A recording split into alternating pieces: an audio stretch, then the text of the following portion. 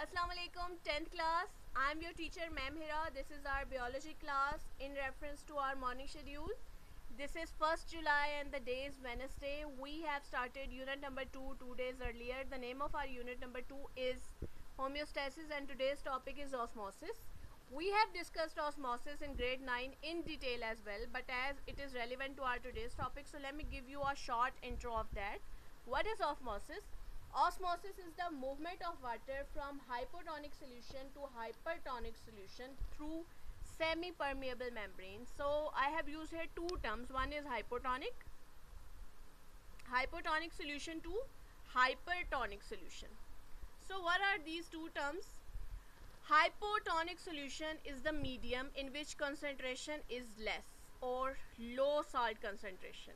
Alright guys, hypotonic is the medium in which the concentration of salt in water is low, and hyper, as we have heard this word hyper means beyond boundaries or extra, above level. It has higher or more level of salts in water. So water always move from low concentration to high concentration, from lower level to higher level. It is the quality of water. Water always flows. You may have seen, if you drop a glass of water, does it flow from lower to higher level at once? No. The concentration is always from where the quantity is low to where the quantity must go. It must be higher. So what is osmosis?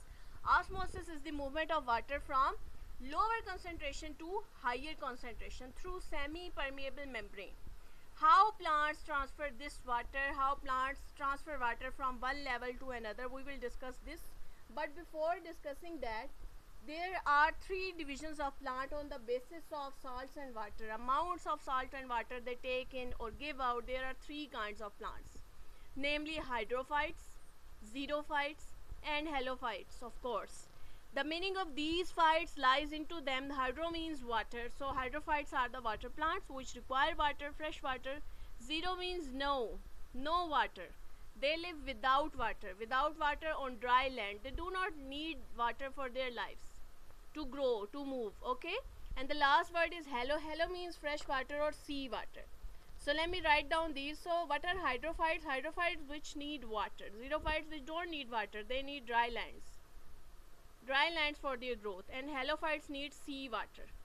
Why sea water? Because sea water has an adequate amount of salt into that. So those plants just fill up their vacuole and utilize that salt for the growth and movement, of course.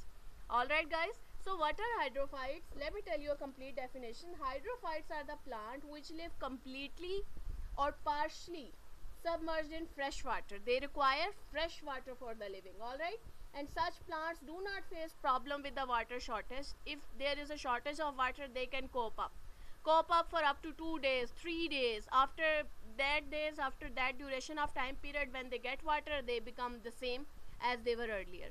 Alright guys, the example of hydrophytes are very common. Water lily, you may have seen this plant. Our household plants are all hydrophytes. Next to that is xerophytes. So what are xerophytes? Xerophytes live in dry environments. They possess thick, waxy cuticle and they have less loss of water from internal tissues. They have less number of stomata, so it means less transpiration, and they also have deep roots to absorb water from the soil. They live without water for up to the months. They do not need water, they just need dry lands to grow.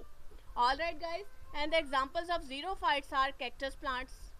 You may have seen cactus. It is available on the dry parts of the land where there is no signs of water, I can say. When there is no water at all, there grow the plants which are called xerophytes. Next to that are halophytes. So what are halophytes? I have written the word sea water. Halophytes live in sea water and are adapted to salty environment. They need sea water, saltish water for their growth. Alright, salts enter into their bodies due to the higher concentration and just utilized by their vacuole for their growth and for their cells, and exit when there is hypertonic solution, and it controls all the support from one level to another in vacuoles. Alright guys, so halophytes are the plants which require sea water because sea water has salt into that, and this salt is utilized by the vacuole for the growth. Examples of halophytes are the seagrass. You have seen in many times in the animated movies, inside the world inside water, where are the fishes, sharks, and other creatures are moving inside water. There are lots of plants, lots of flowers, lots of colorful, greenery everywhere. So what are those plants? They are inside the sea. These plants are called halophytes because they grow inside the sea. They need salt and sea water for their growth. Alright class, these were the three categories: hydrophytes, xerophytes and halophytes. I'm sure you have a better understanding now that what is the difference between these three types of plants.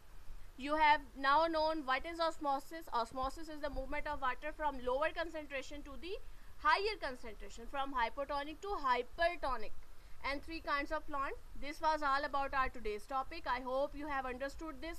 If you have any query related to them, please ask me. Subscribe our YouTube channel for further details, for further information and up to date. Stay home, stay safe, protect yourself and your families, your loved ones from COVID-19, and utilize your time rather wasting it. Utilize it in your studies for making your future better. Alright class, thank you.